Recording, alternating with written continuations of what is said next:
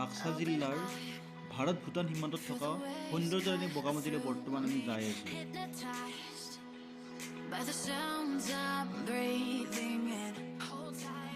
ৰাস্তাবিলাকৰ পৰিৱেশ চাওক, কি ধুনীয়া। চাৰিওফালে গছ গছনিৰে ভৰা, সেউজীয়া সেউজীয়া গছেৰে ভৰা।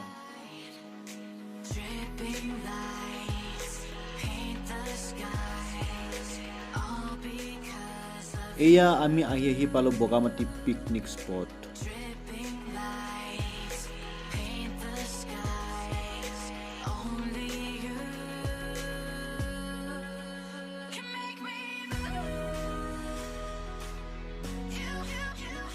প্ৰথমে দেখিবলৈ শুৱনি কৰে বগামাটিৰ এই বগৰীৰ গছ কেইডালে।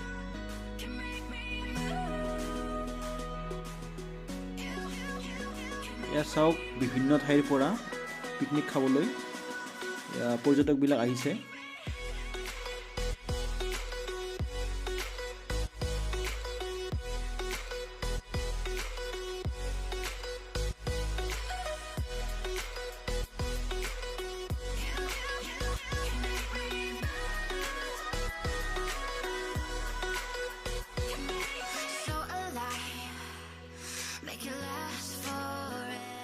নতুন বছৰ অহাৰ লগে লগে বিভিন্ন ঠাইৰ পৰা পৰ্যটকবিলাকে এই বগামাটিলৈ পিকনিক খাবলৈ আহে।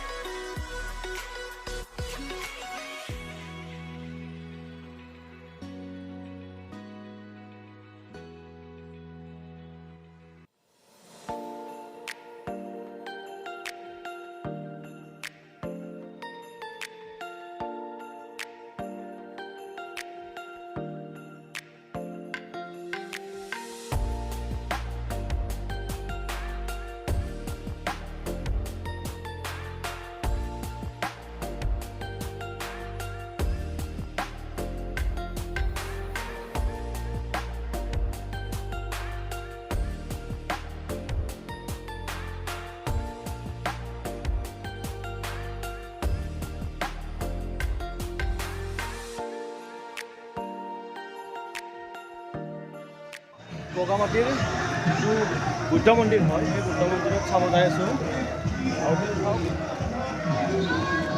ধুনীয়া চিৰিৰে ওপৰত যাই আছোঁ।